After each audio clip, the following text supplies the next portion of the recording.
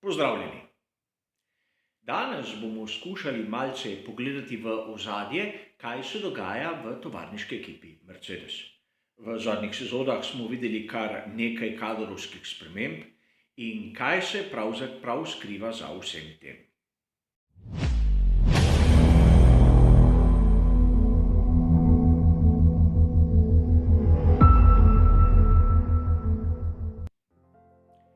Marsikdo izmed nas, navdušencev Formule 1, je bil presenečen, ko je prebral novico, da bo James Allison zapustil svoje mesto tehničnega direktorja pri tovarniški ekipi Mercedes. Seveda, na prvi pogled izjemno dramatična in revolucionarna novica, a v resnici bo le napredoval višje po hierarhični lestvici. Ne bo več toliko prisoten na progah. Kaj se skriva za to odločitvijo, bomo pogledali malce bolj v nadaljevanju prispevka. Namreč, najprej moramo razumeti, da v tovarniški ekipi Mercedes tu še zdaleč ni prva menjava pomembnega kadra v zadnjih sezonah. Začel je Aldo Costa, znani aerodinamik, ki je prve uspehe požel na primer v Ferrariju in potem bil avtor tistega zmagovitega niza bolidov od sezone 2014 naprej. Leta 2018 je zapustil tovarniško ekipo Mercedes ter se preselil k Dallarju. In tu moram priznati, da je nastala izjemno zanimiva situacija. Namreč Dallara je tisti dobavitelj šasi za ekipo Haas.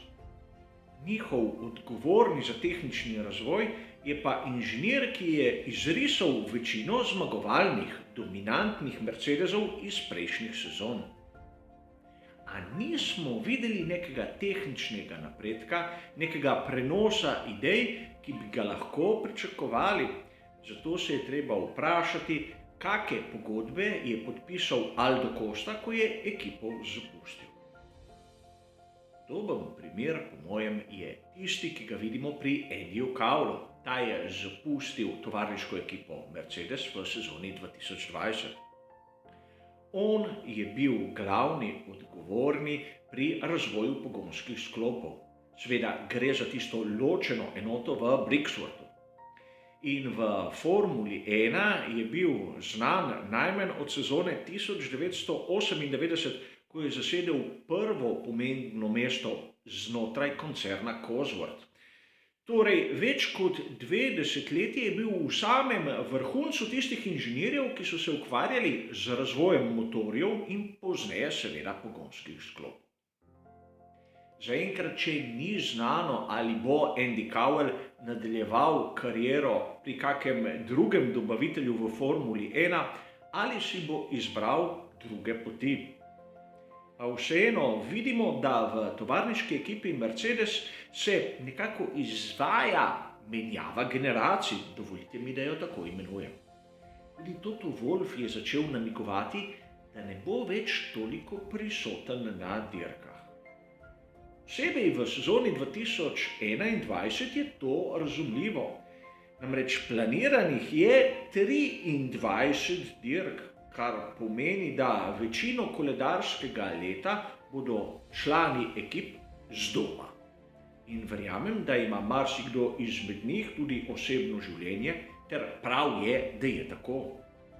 Razumeti moramo, da vsi ti inženirji so tudi dolgoletno prisotni v cirkusu.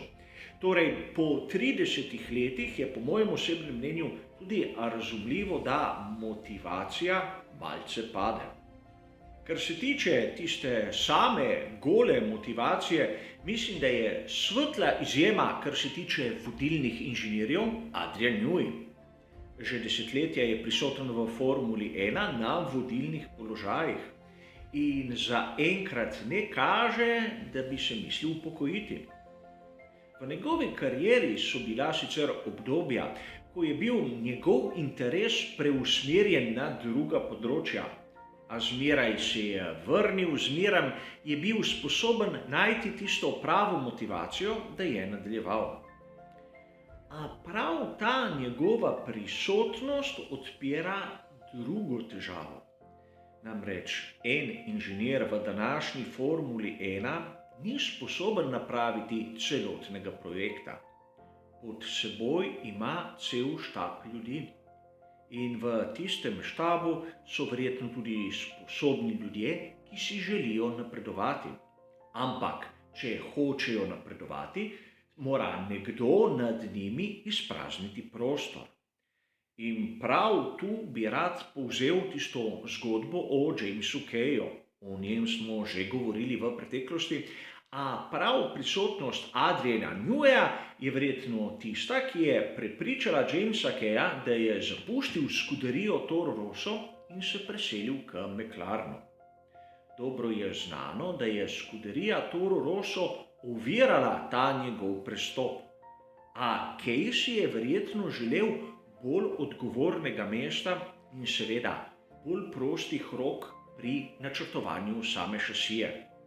Pri skuderiji Toro Rosso, današnji skuderiji Alfa Tauri, je znano, da več ali manj uporabljajo glavne komponente, ki so jih pri matični ekipi Red Bullu dobesedno odrabili.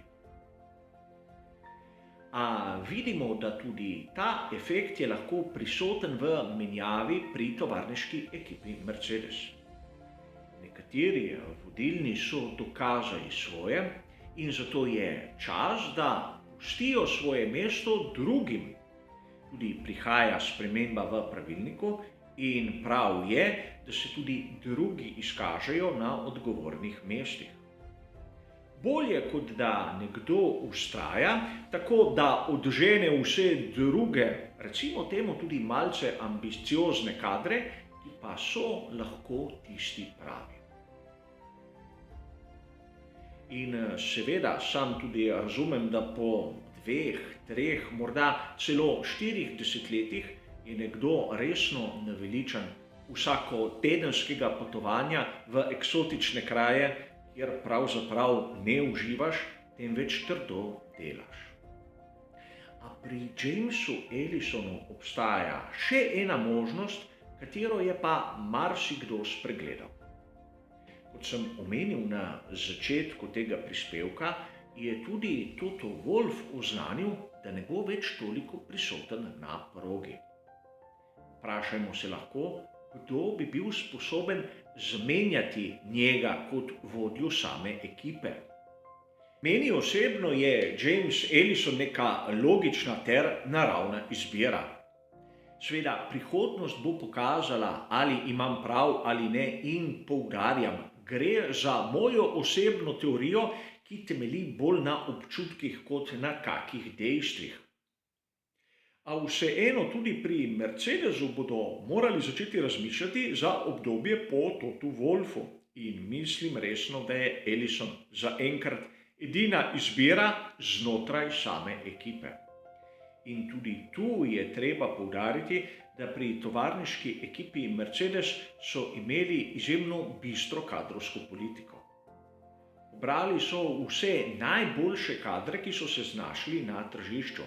Že omenjena Ellison in Costa sta bila predtem pri Ferrariju in mislim, da to navdušenci dobro poznajo. A zanimivo je, da vse menjave v tovarniški ekipi Mercedes so prišle znotraj ekipe. Nihče nov ni prišel na to mesto, ki so ga izpraznili izjemno pomembni možje. Nekaj nasprotnega, kot vidimo v skuderiji Ferrari, kjer ubogi Simone Resta pravzaprav ne ve, za koga dela. A pustimo, sam sem kritičen, priznam, do takih kadrovskih sprememb, kjer pravzaprav ne razumem njihovega pomena. Danes se pogovarjamo o tovarniški ekipi Mercedes, kjer zadeve res zgledajo načrtovane in kažejo na to, da bo ekipa kot taka še dolgo ostala v Formuli 1 in načrtujejo, da bodo v taki formi, kot smo jo videli do zdaj. V sezoni 2022 stopi v veljavo nov pravilnik, kar se tiče šasi. In mislim, da po teh menjavah bodo imeli novi kadri kar lepo možnost pokazati, ali so tisti odgovorni ravnali pravilno ali ne. A za danes bo to dovolj. Hvala za vašo pozornost ter seveda nasvidenje.